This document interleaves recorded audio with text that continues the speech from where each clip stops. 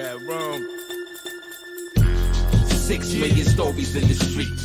Nigga don't hustle, don't eat. Nope. I swam with the sharks and danced with the freaks. Got coke from the Cubans and smoke with the chiefs.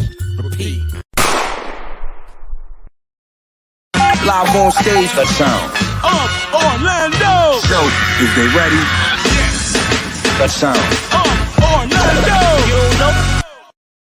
What's going on, party people? What is going on? We're back on a Monday. This is the Sound of Orlando show. I am your boy, Rome. And if you're looking at this shirt right now, I just got these in. These are the version 4 shirts.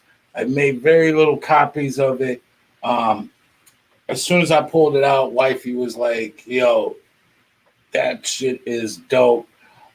So if you don't know about this shirt, the shirt is newly pressed, got very limited few. So if you're lucky to get one, man, it's a beautiful thing. It says the Sound of Orlando right there, so fresh. This is what we're doing. This is the energy that we're trying to talk about, our city, our story, our sound. Last week we ended off the week very good, man. We had the legendary, the one and only, one of the founding fathers of hip hop, Grandmaster Caz from the Cold Crush Brothers. And it was an amazing talk to be able to talk to him and just get some of his, insight on what it took to start this thing of ours that we all enjoy today. And so with that, I was just very blessed to have that conversation with one of the kings. Also, like to say shouts out to all my peoples that are out here supporting the movement, buying these shirts. You're buying basically a document that proves that this happened in Orlando. Like, we were really trying to make a change out here, break down some of the structural, segregation, structural, power grab by everyone that, and we're talking very little people, but people that have been able to maintain their power without giving enough back to the city that we love. And we are not having this anymore. At the end of the day, we want our people to know this is about our city, our story, and our sound. And so we expect everyone to, whether it's kicking or screaming, they're gonna join the movement, because this is the Sound of Orlando. Now, with that also said, we're booking for May. I'm doing things a little bit differently this month because I want to sort of get just a little bit more of our people on the show next month. We're kind of floating things around. There might be a season finale, if you will, come June, simply because we might be moving our headquarters, but we don't know that yet. But we are booking for May. So all my peoples in Orlando, I'm sending this out to you. I'm saying this to you. If you are an artist, if you are a producer, if you are a DJ, if you are doing anything in entertainment and you represent our city, reach out to us at thesoshow@gmail.com. If you are wanting to get on this show this month, I'm giving an open invitation to our city right now. If you are an artist, I don't care how old you are, I don't care,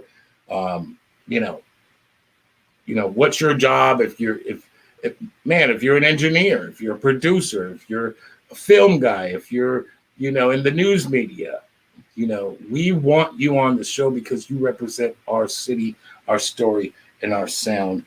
So we are booking for May. Make sure you go to our email address at thesoshow@gmail.com, and we will reach back out to you. Okay. Now, also, just so everybody knows, as things start to open up, we are planning to do something big in the city, and incorporate not only artists that are from here, but artists that are from elsewhere.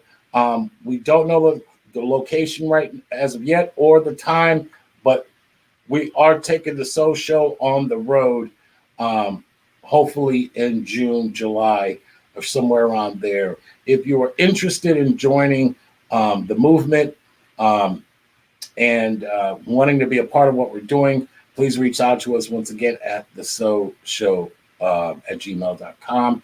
Also, too, we're looking to form a group of DJs who are willing to represent our sound, our story, and our city in a real way. I like to say we have one of our people who recently joined. We had a conversation the other day, and I could probably say shout out to DJ Shu, who is officially now a Sound of Orlando DJ. If you know any DJs that are interested in creating a group of people who represent our city, our story, our sound, and want to be a part of this next particular chapter that we're about to get into, hit us up again at thesoulshow@gmail.com. Our sponsors of tonight are the legendary DJ, promoter, and graphic design entourage in the city. If you need printing, if you need any kind of design work, business cards, shirts, you name it, hit my man up at 5stargraphics.com. Jesse Jazz is the man in our city. He's a great dude. When you're thinking of working with people, we always hear this all the time. It's business, not personal. But let me tell you something. It always feels a lot better when you're dealing with good people in business. And that is always good business. Hit the man up, and we'll definitely, do some work with him. And my brothers, REDRUM'AOD.com. They got a brand, Red Rum, one of the premier groups in our city's premier duos, MCs in the city. They got a new project coming out called Mark of the Beast. Hit these people up, man. They represent our city and they represent our sound. They're out here doing a damn thing. Go to REDRUM'AOD.com and look for their new music, new video coming soon. We're looking forward to premiering that video here. So shout outs to them and their whole movement. Shout out to Heist and Flow, all that. All right. Now, our guest tonight, we're coming on early. If you didn't know, we're coming on early tonight because some other things are going on, and we just wanted to make sure that we got my man's in. He represents one of the legendary groups that was formed during one of the most classic times in our hip-hop history. During the 90s, we had some of the greatest music made by the one and only DJ Premier. And during that time, there was so much good music coming out, and, they made a couple different albums, Hard to Earn, just nonstop classic music. Well, one of the artists that they premiered on those tracks outside of J. Ruder Damager, was Group Home. And Group Home, man, I mean, it seemed like they had the pick of the litter of some of the greatest DJ Premier tracks. And that's really tough to say, given all of the Premier tracks that he's made, not only the Gangstar, KS1, the list goes on and on. I am so honored to have this man come on tonight and talk about what it was to work in the hip-hop culture at that time, representing East New York. Group Home, Superstar, one of my favorite songs of all time, with their dope-ass album, Living Proof. I mean, the list goes on and on. Give it up right now for my mans, representing East New York, my brother, Little Dap. What's good? It's good, brother. Man, welcome. Thank you for the introduction. Thank you for having me too. Oh, you already know, family. You already know, man. Like we can't tell our story without telling yours. Like, this is the whole thing, man. Like it's so great to have you on. As a Thank you.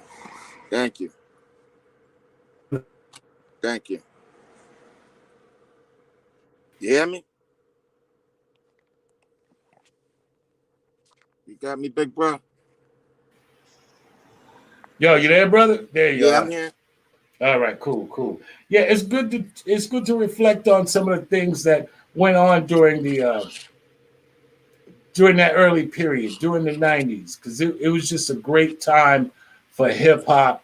It was a great time for, the message to be brought out. And it seemed like you guys stood out amongst the forest. Brooklyn was just on fire at the time. And you Yeah. guys were a part of some great musical history. Before we get into that, let's talk about how did you get started in hip hop coming out of East New York and the reputation that East New York has. How was it growing up there? Well, I mean, back in the '80s, back in the late '80s and stuff like that. East New York was homicide central. At one time it was like Chicago. It was, homicide central in America at one time. Growing up in that era, that was the crack era, the dope era. You had the hustlers, you had the gangs. Yeah. There was a lot going on. You was lucky to survive, to tell you the truth. So Yeah. it was kind of good that I always wanted to do some music anyway. It was just a matter of time in that era, in the late '80s. Because I'm in Gould summer of '88. When he got out of college, and Oh wow. then he had moved to Brooklyn somewhere. A friend of mine, my man Tommy Hill, peace out to him and Gusmo. They kind of like brought him around the way, and in that time, you hanging with rappers, you know what I mean? Right. So you And was, and and at that time he was getting started in the industry himself. yeah, 88. you was just getting warmed up, you know what I mean? Right. So you had to press your own records up, shop it yourself. You had to put that footwork in. If you really wanted to be an artist, you really had to put footwork in. Now it's kind of easy, but I'm glad we learned, you know what I mean? But that's the work you had to put in. And Gould, he was very determined about doing his music, and I felt his passion on that too, because he's real determined. He was working, I think he's working for some group home or something like that, something with battered kids or something like that, you know. And I was like, wow, it's kind of ironic you do things like that. I understand stuff like that. I understand. I come from the streets. I understand things like that. You do work like that, I like you even more now. You know what I'm Right. saying? So I said I'm gonna rock with you and help you out. You got this little work money. I had my little street money, so I would put it together with his little money, and we'd run around the city and stuff and do things like Wow. that. I couldn't get in the club sometimes because I was still like, still like what 18 and a half, close to 19, so I couldn't get in the club. But sometimes the bouncers, they squeeze me up in there sometime. I get to see some rappers and stars and stuff. Right. That was that era, that was that hip hop era. And so what was it like being around seeing those legends and Guru rest in peace and Premier just starting out their careers, and what was that like? I mean, because they're not officially, like technically, from Brooklyn, but they embraced the culture that was there and Yeah, yeah, at that made time, that their sound. yeah, yeah, Like, yeah. We built, we all came together with that. yeah, We all put that puzzle together, you know, ASAP. Because I already knew, what was going. Once I told Go, once I start, running around with him, investing my little money into him, like we ain't no turning back. He would be staying in the Bronx here with this girl he used to deal with from Boston. And then, he's still working. I still go from Brooklyn up to the Bronx, go meet him, keep that energy up. You know what I'm saying? Then he got to deal with Wild Pitch. Boom. I broke the ice a little bit. Bam. Then I said, okay, this look like okay. Now we starting to see something. Because shout hard out work, to you got Wild Pitch. yeah, we Yes, got to put that work in. You know what I'm yeah, saying? So a lot of people gave up. A lot of people walked away. They didn't believe it that it was gonna happen. We had a lot of people down with us and all that. But when he got the wild pitch, you know, that's when things start working. And got manifest. He did a lot of. We ran around a lot. We ran around a lot. You know what I mean? So it was worth it. You know what I'm saying? It was kind of worth it. And then that's how we met Premier. You know what I'm saying?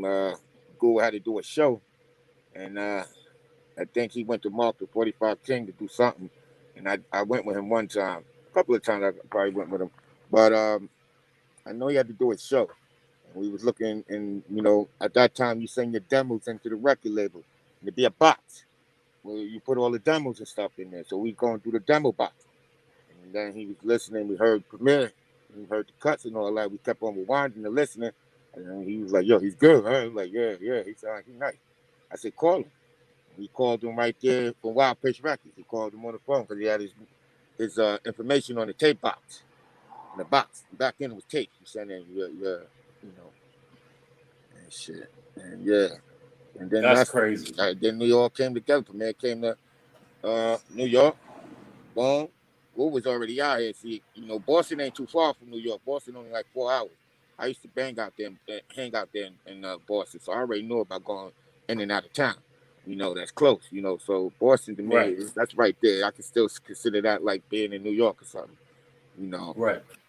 They get it popping out there too. But at that time, we would go back and forth.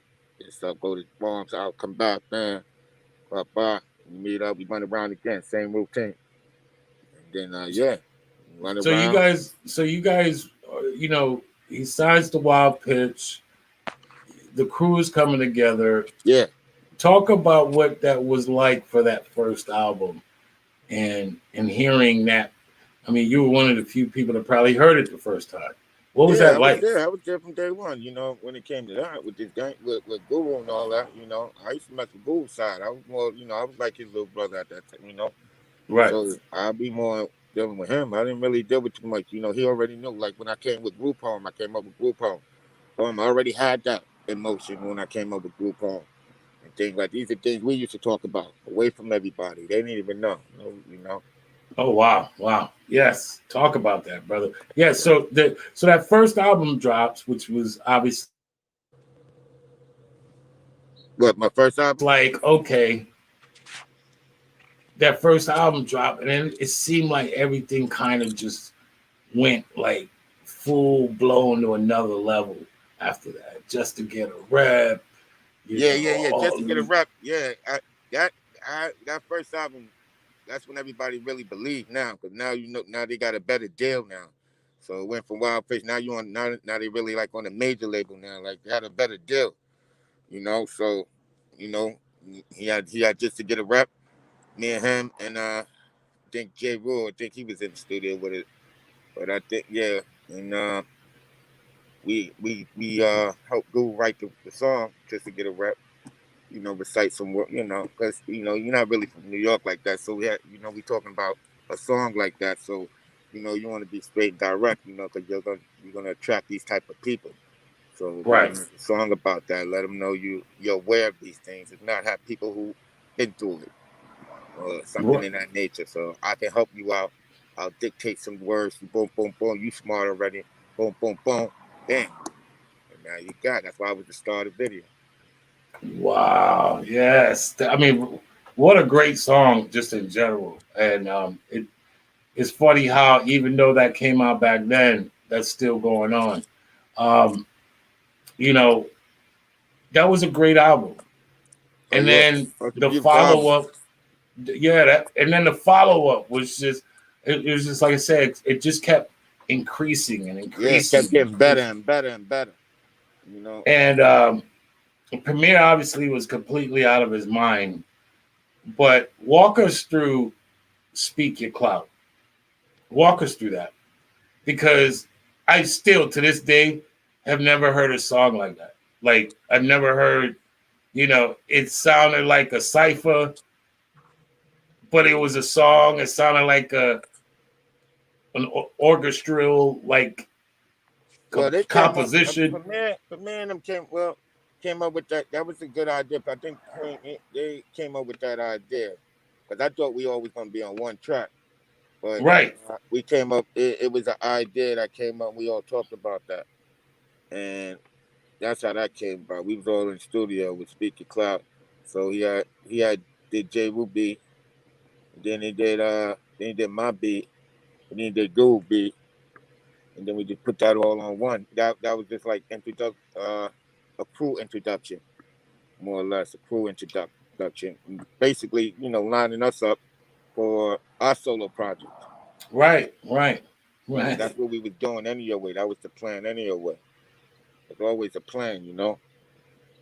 And That was that the beat plan. fit your ass so good, dude. Like the way all the beats kind of fit everyone's like personalities, if you will, Yeah, which I thought was because completely amazing. everybody, you know, we was all around one another. You know, this brain was this nigga. Everybody really contribute, you know, to get this brain where it's at. You know, everybody really put work in. You know, really did. You know. Did you guys work hand in hand with him to get that across, or you just kind of picked from a collection?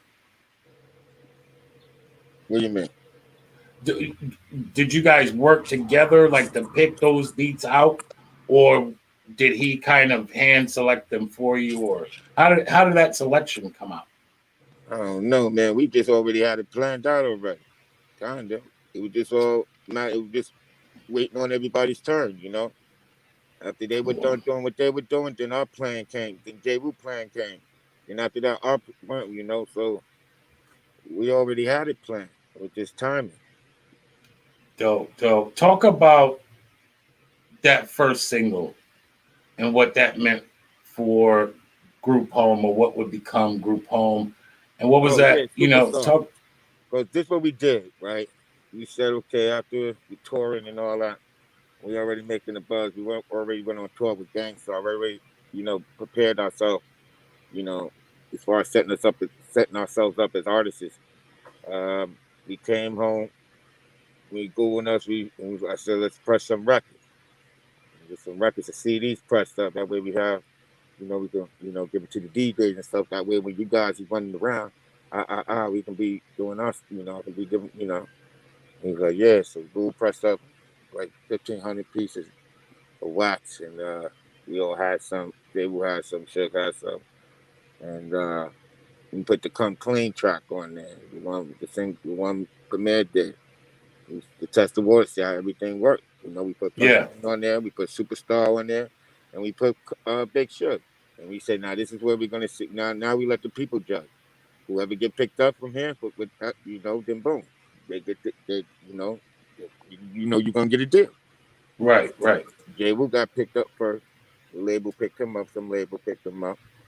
And then after that, the same label he on, they came and got us because it was the same. Uh, it was the same. It was Goose. We was on Payday Polygram, Payday Records, but it was independent. So that was Goose' manager, Patrick. He owned the label. So we all knew everybody. So it was like all in house. You know what I mean? Right. Shout out to Payday. All the classics they've dropped over the years. Yeah, you know. So and we then after J. Wu did his numbers and everybody, you know, we did our numbers. Our first week we sold like 375,000 units. I think J. Wu did like 4 or something 5. It's what we were doing good numbers. We doing little numbers. We doing good numbers in our era. Our numbers was all right. That Superstar joint just took off. Yeah, we didn't Um, expect that. I didn't really expect that because after J. Wu joint jumped off, everybody was in. Then I kept on. Peace out my man Dino DeValle. Me and him started running around promoting it.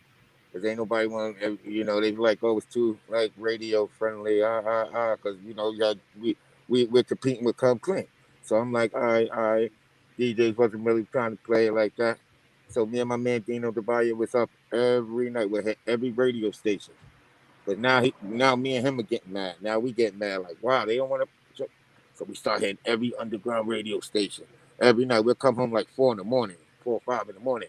Get up, he got to be back at the record label like 9 or 8, 9 something in the morning. Boom, for meetings, and I meet up with him at the record label at the office at the record company.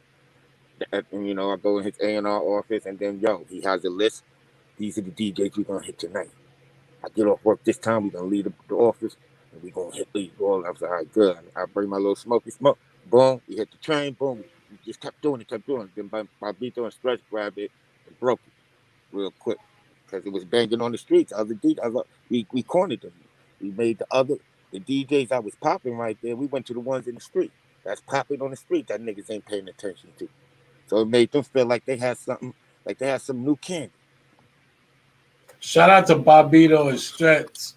That whole movement, yes, like that Superstar. When that That was my whole strategy move. That's why the shit jumped off. Next thing you know, everybody in the label and everybody And everybody, J1, all of them, they like, damn, this shit is bad. That should pass come claiming. Because they couldn't even stop the record. They couldn't even stop Superstar. They couldn't even, they had to retire that from New York City radio, Hot 97. They had to retire that shit. That shit kept going. I got you. I mean, you hear Superstar, then you hear Johnny Jackson. I got so tired of the song, I started turning straight off the radio. I hear it on the radio in New York. I'll be like, man, turn the station, yo. I'm so tired of hearing my own song. That's crazy, too. Wow, man, that's the truth. That's the truth right there, man. So, shout out to my man 2K Raw. He just wanted to ask real quick, what was it like working on Hard to Earn? That was the dope. The energy was there. I would think we were staying at Brat from Marcella's house. I think they were doing some work with Spike and them on the side. I think, yeah. Hard to Earn album was nice. It was Hard to Earn. Yeah, that was nice. Yeah, it was some good times, kid. Real good. And so you guys released that single and it was just complete fire. And then the album drops. Talk about what went into the album and how hard is it for artists to do a debut album, given the time that you were doing it? Like, I know you guys had a vision of what you tried to do. Shout out to Nutcracker, but talk about what it was like to work on that first particular album of yours when you knew it. My back was against the wall with that project because since Superstar popped off, now everybody taking their time to get the project together, and I'm telling them like, listen, we got to get it done. Oh, don't worry, Superstar doing good. We already know it's doing good. This shit, I'm getting tired of hearing it. The album got to hurry up and get done. Then you drop Living Proof. All right, keep the momentum going for a little bit. Bam. I'm still telling everybody, like, we got to hurry up and get the album together. So what I started doing, I started going, because Premier was busy. You know, you had Nas album out, you had Biggie album, you had a lot of people that was, you know, it was a lot of good people out at that time. Right. You know what I mean? So we definitely had to come right. You know what I mean?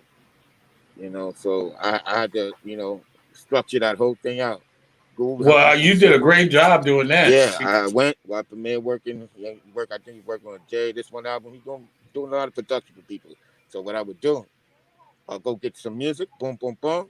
Since we're using the record, we're using the record label's money anyway.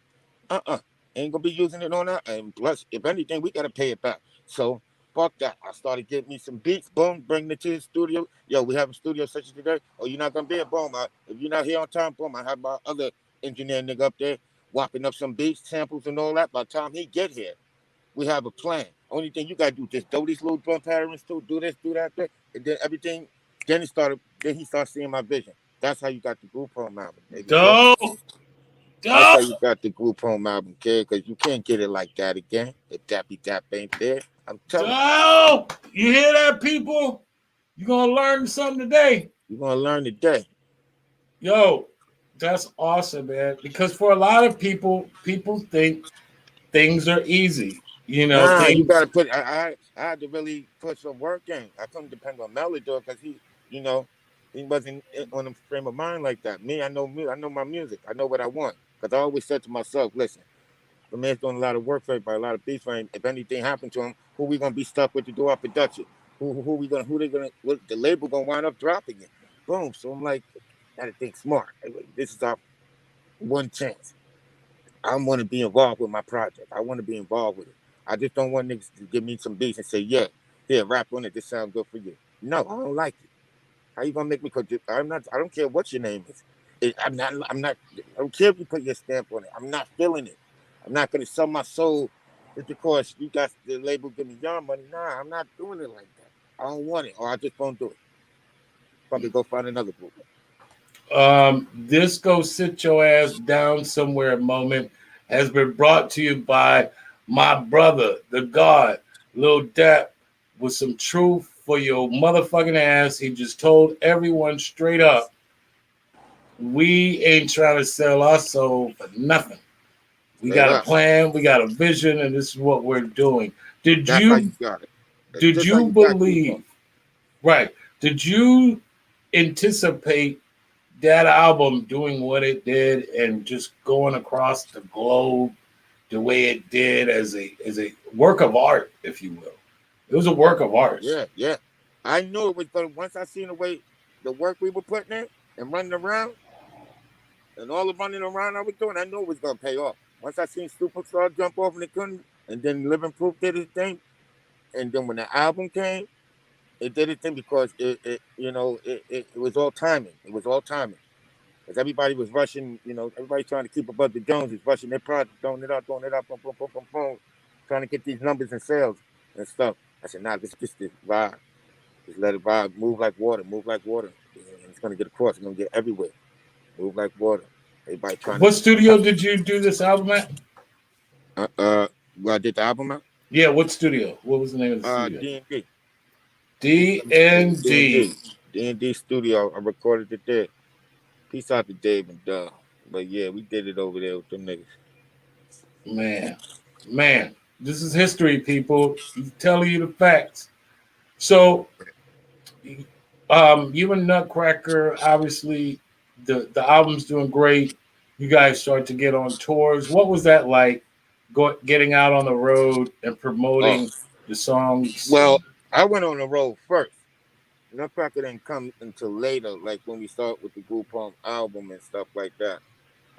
Then we start, but I went on the road first with Gangstar to start setting it up. You know what I mean? Like I Right. said, you know what I mean, to set it up. So I went on the road first, performing I'm the Man and all that type stuff, keeping it going.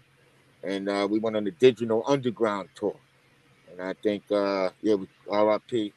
Chop D, it was his tour. We went on the Digital Underground tour. Gangstar opened up because Tupac, one of them, they had a record. That's when Tupac had that song, Round We Go, Round We Go. Again, around, step up, step up. So I think that's the haircuts he used and stuff like that, Tupac. So they took us on the tour with them behind that. And it was Gangstar, Digital Underground, and Tupac was on the tour performing that single, Round We Go.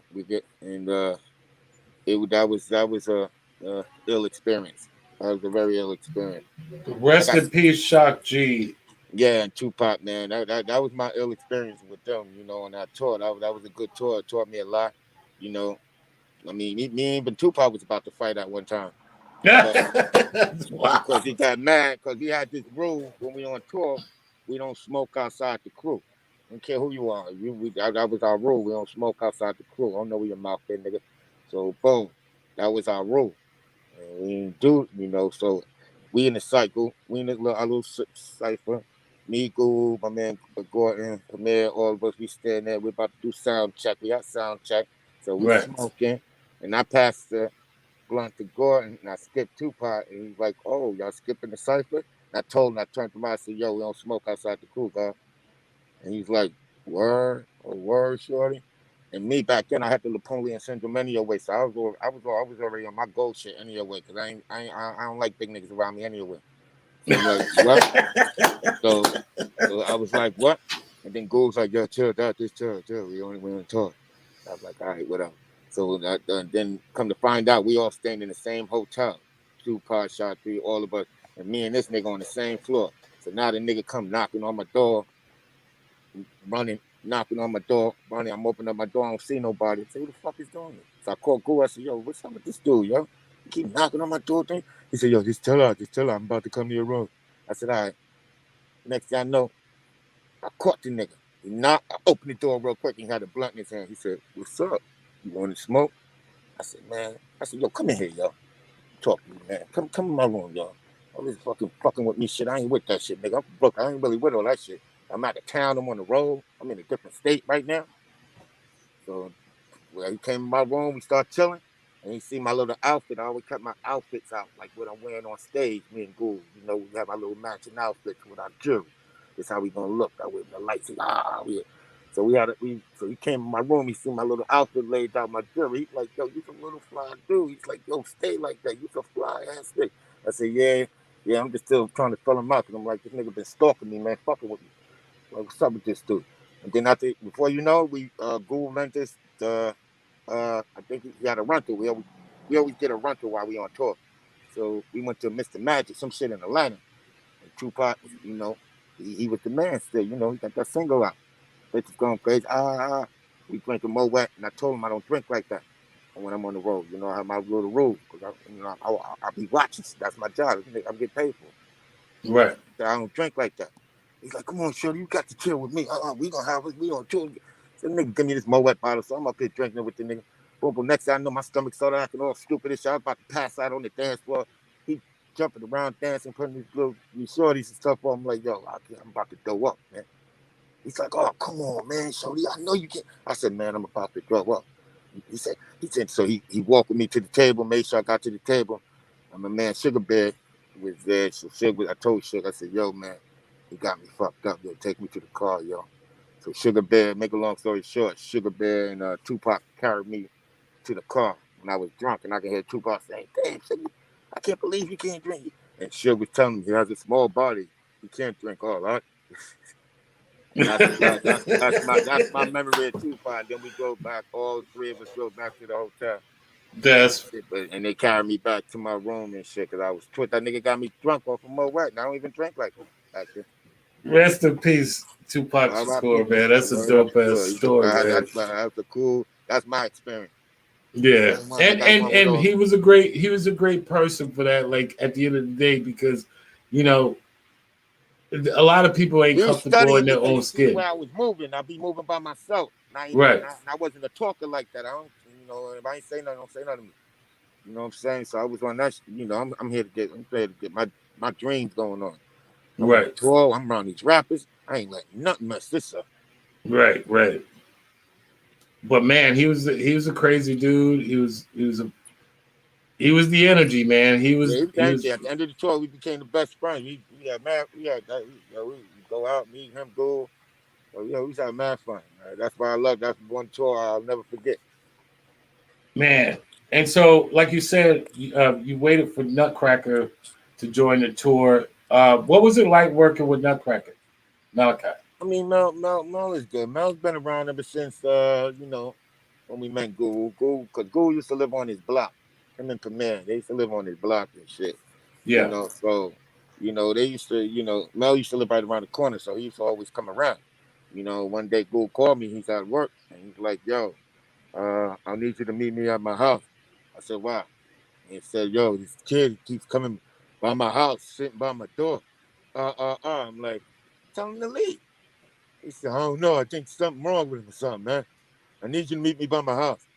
I said, all right, man. Well, he got off work at 6, so boom, I jump on it. I get my 30. Yeah, I jump on the J train, then jump on the A train, all the way up to the Bronx. Now I'm coming all the way from East New York, going all the way to Fordham Road, all the way up to the Bronx.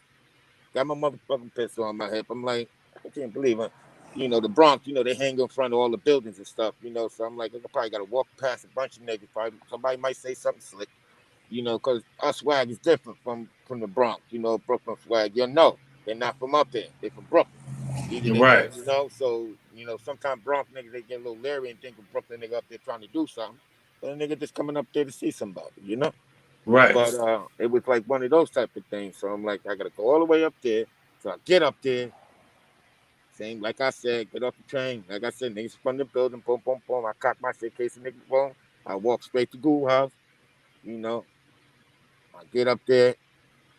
When I get to the building, I call him. I say, yo, I'm here. He said, I'm on my way. I'm getting off the train. I'm going to walk up the road. So I'm like, yeah, all right. Well. I said, where the kid at? He said, you don't see no kid there sitting by the day? And I look. I said, he look like a kid, yo. I thought it was I thought it was an older, crazy dude or some shit. Like, crackhead something ass nigga or something, nigga. So you got a sticker kid following you or something, nigga. He looked like a kid, yo. And then I asked, I was on the phone. I said, yo, what's up? Who you waiting for? He said, I'm looking for the rapper. I said, you know him?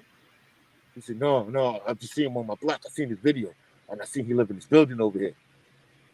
I said, nah, he ain't over here right now. He said, oh, who, you his brother? I said, yeah. He not here right now. He gonna come back. I'll let you know. We'll talk. And then I let Mel go. That's how we got Malachi. That's how Malachi started coming around, because we thought he was, we was like, fuck it, let's just keep him around, man. He don't seem like no real harm. And, That's crazy. What a crazy story. That's how you met. yeah, that's how we Wow. got Mel. Wow. So it seemed like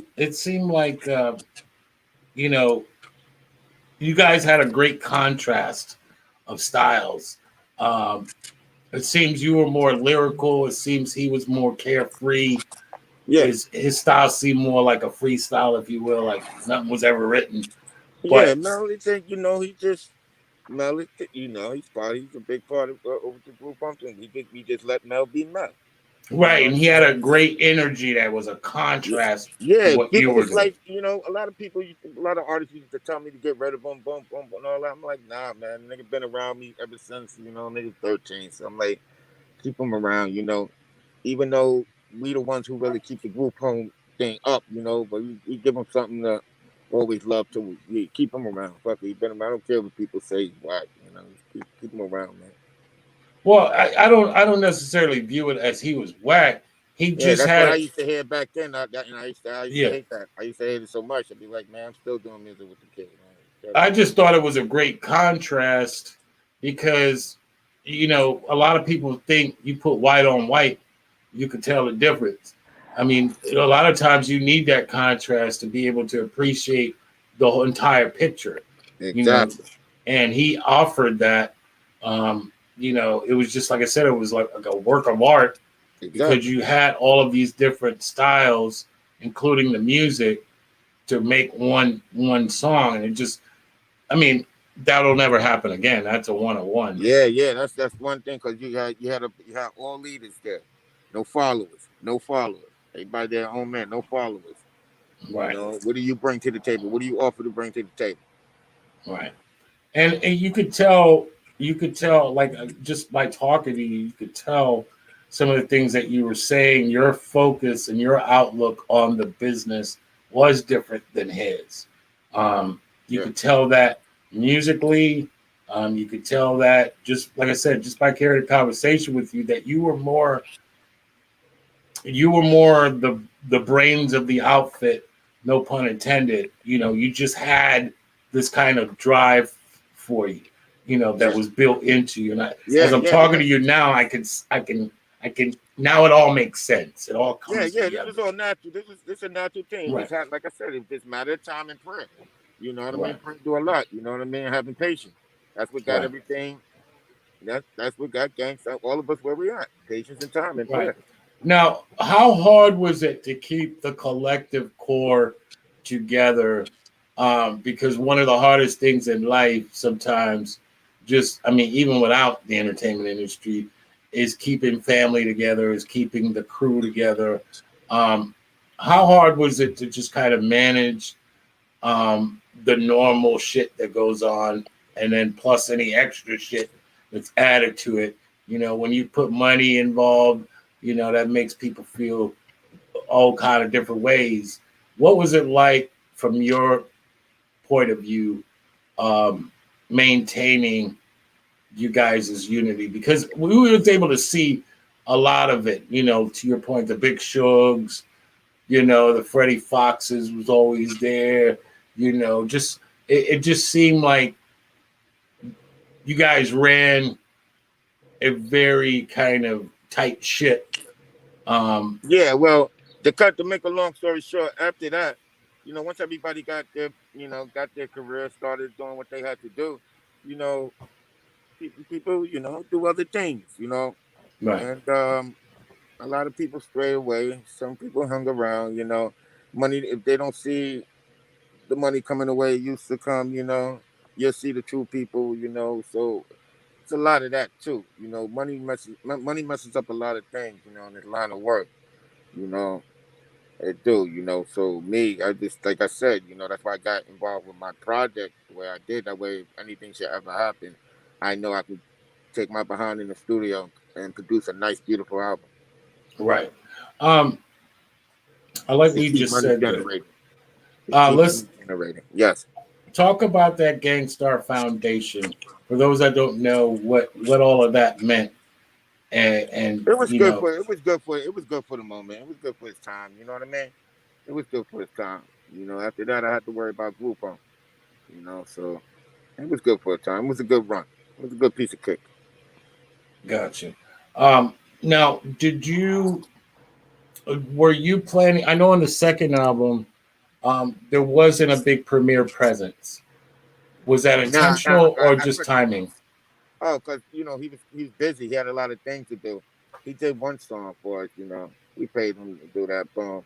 He did one song. That was I think the legacy with me and Guru. He did that, but he was busy, so we had to keep it moving. You know what I mean? So, Right. and yeah, that was it. Um, what I know you said you get tired of hearing your song, but there's a lot of places. I mean, any DJ with any hooks about them, I mean, they're playing it to this day. Or do you ever walk into a place and hear your song and be like, damn, 20 years later, it's still Yeah, rocking? yeah. No, I be hearing it. I be hearing it on the music choices channels and stuff like that. Being house cleaning, be like, oh no, they did. Really did. I would be saying that to certain people in the house, and then they'd be like, "Your song is on TV." One of my nieces and nephews. I'm You're like, right, "Oh right. shit!" I said, "What song you talking about?" I told y'all I was an R&B singer. Talk your Oh, shit, Dap. Talk your shit, man. boy, I That said, shit is "Where's the dope, man. VH1? Where's the Especially with the VH1?" kids, because a lot Yeah. of kids, especially this generation, sometimes they don't Yeah, believe. they don't know. I'll be saying that. I'll be sitting there laughing my behind off, okay? And they be in there playing, my son in front of all that, and then it might pop on. Then you hear everything get quiet. You be like, little pop, little pop. Isn't that your pop?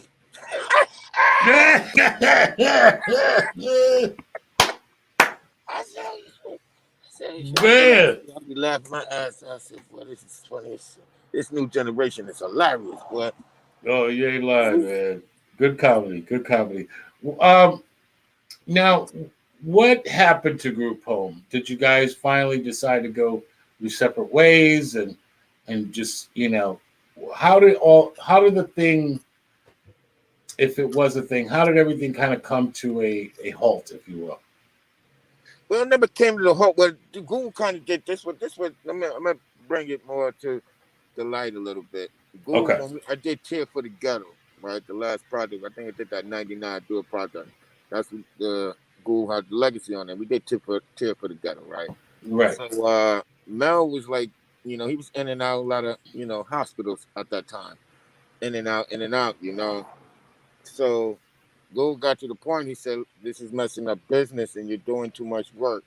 So, we had to come up with a plan, Right. to keep this group home thing going on. One. Two, I've been keeping it going on. So we already know Mel's not mentally there. So it's like, it doesn't make sense to keep, so I said, let's just keep him. I'll keep him around still. The work I've been doing it, half of the world don't really know. We know who's doing everything. So Right. just kept it like that. You know what I'm saying? I still keep him around, keep him in some of the mix of whatever group home music or whatever. You know what I mean? But Right. Ghoul had kind of, he had, God will, R.I.P. He had the plan for that because he said it ain't fair to you doing everything and he's running off and doing. He said that's not fair. And he was right. He was right. Right. So he kind of like set that up. And at the time, like I said, Mel was running in and out hospitals and stuff like that. So it wasn't And if really. you don't mind me asking, why was you running in and out of hospitals? Oh, he go. Yeah. At the time, personal. He had issues. Yeah. But yeah. So it was too And much. we see that right now as a big kind of thing to say, if you will, to try to say something against our people. But in Yeah. reality, nothing great was ever done by people that were normal. Like Exactly. I don't even understand, you know, when people be like, "Oh, the man's doing this or the man's doing that." Fucking got Yeah. to do So it with his purpose. His yeah. purpose. So His purpose is bigger than that. yeah. So Gould had to. He had. I'm glad he fixed the shit because I feel like people was putting pressure on him a little bit more and not knowing his real situation and stuff like that. I know because I'm running back and forth to these spots. So I said, just let me keep this thing going on. I'll just keep him around with me. Yeah. And Gould set everything up like that. Well, that's dope, man. That's dope. Because the show must go on, Yeah.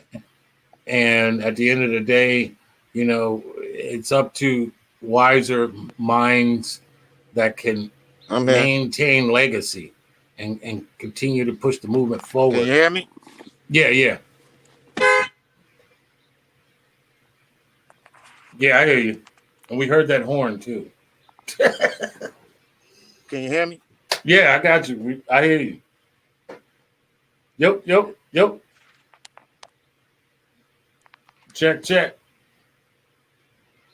I just don't.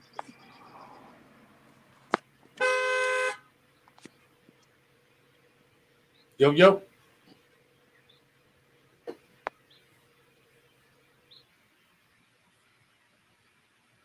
Yes, this is the Sound of Orlando show, and we have Little Dap on tonight. We're talking about um, the legacy of Group Home and all things dealing with the Payday Records and Gangstar and all that good stuff, man. And he is back. Yes. Hey, brother, can you hear me? Yeah, I hear you good, bro. You hear me? I'm real. I'm around little crazy people right now. Oh, okay. Yeah, but if you hear me, we good, bro. I can't even hear it, bro. Hold on.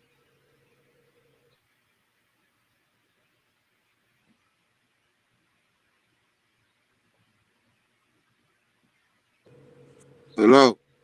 Yo, yo, mic Can you check. hear me now? Yeah. Yeah, I hear you. Hold on, let me see if I hear can. you, my bro. How about now? Yeah, I can hear you now. All right, better up. Yeah, so Sorry yeah, about I that. mean, I'm around crazy people right now. They ain't got mental issues and shit. no worries, bro. We all got some sort of issue. Yeah, right. They ain't never stopped nothing around I here, know, right? man.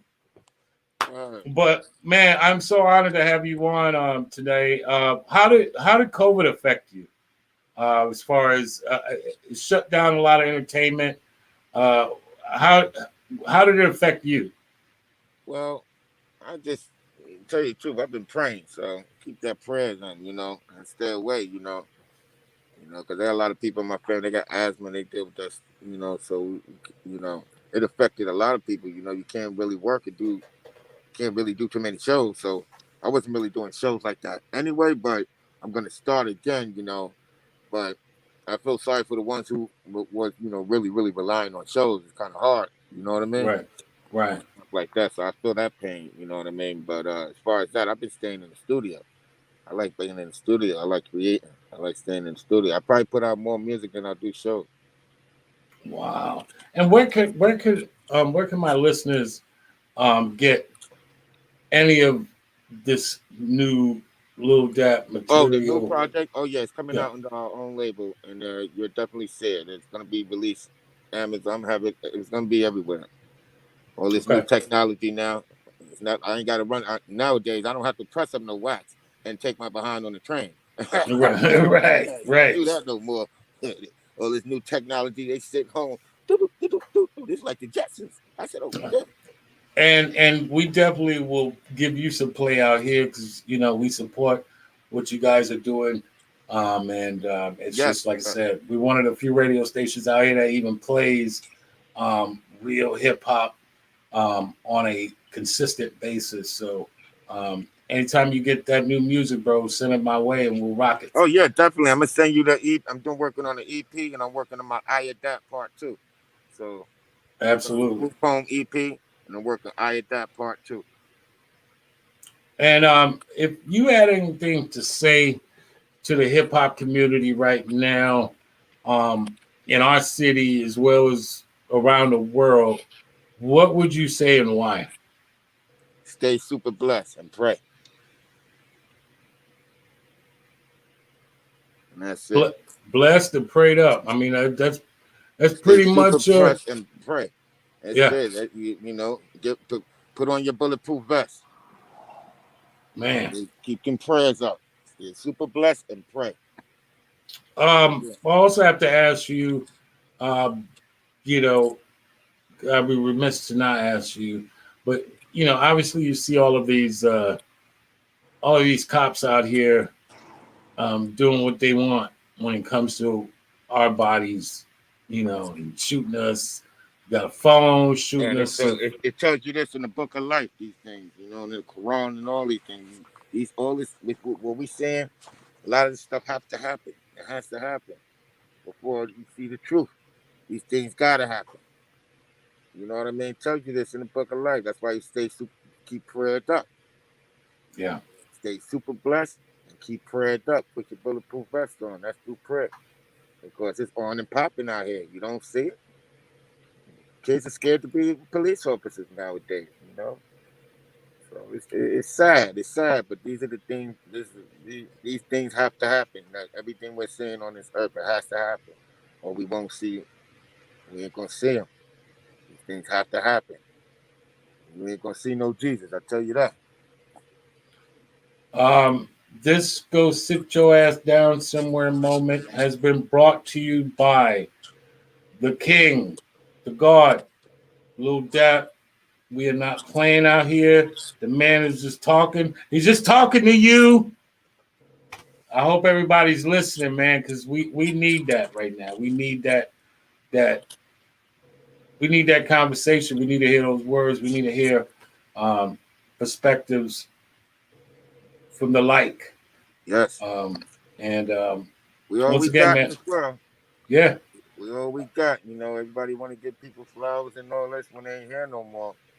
Man, if I said this, learn, just learn how to pray. When you pray for the world, pray for everybody. You never know if you're gonna see them again. Man, once again, give it up for my man, my brother from another mother, the one and only Little Dap from Group Home, joining the Sound of Orlando show, man. We love you, man. You all welcome on the show. Thank you, my brother. Make Orlando, sure, Florida. Yes, you already know, man. If you ever down here in Florida, bro, Orlando, come see us, man. We support what you're doing out here, bro. So, thank you. And I'm gonna send some music your way that way, some exclusives and stuff like that. That way you can break it out to the people and things like that. Yeah, you already know. You already know, family. You already know. But like you said, bro, God bless you and your family, man. Make sure you stay safe. And y'all have a thank you for having me. Peace, Orlando. Love you. Group Home for life. Peace. Give it up for Little Dap. Let's go, man. So amazing to have people who could come on this show, and it just shows you, man. You don't always have to know somebody to know them. You don't always have to be like, I grew up with these people, and that's my family. To have family all across the globe, man. Are we not supposed to be talking to our people? Are we not supposed to be building with our family? Dude, it was a complete honor to have him on tonight because this is what we do. We talk to our people. Are you talking to your people? Are you talking to your city? Are you letting your city know how much importance Orlando is to the entire picture? Are you telling them? Are you telling them? This is what we're doing. We're putting the entire city on our back. We are saying, yo, city, you have just as much responsibility to make sure our story is told than I do. And we all got to do this together. We ain't going to do it alone. All you supermen out there that want to feel like you can do everything and everything's based on you, and good luck with that, man. But right now we're trying to build. We're trying to build numbers, build in numbers, bring our people together and have something just a little bit more, which is our city, our story, and our motherfucking sound. Shout out to Little Dap for joining us tonight. Our sponsors of tonight are Jesse Jazz, 5stargraphics.com, legendary DJ, legendary promoter, legendary graphic art designer in the city. And our other sponsor of tonight is Red Rum. New project out right now, Mark of the Beast. If you don't know about this project, you better go ask somebody. This is the sound of Orlando, and they rep hard. Shout out to my man, Rax of Red Eye. We love you. Keep doing what you're doing, representing our city well, and this is what it is. Sound of Orlando, baby.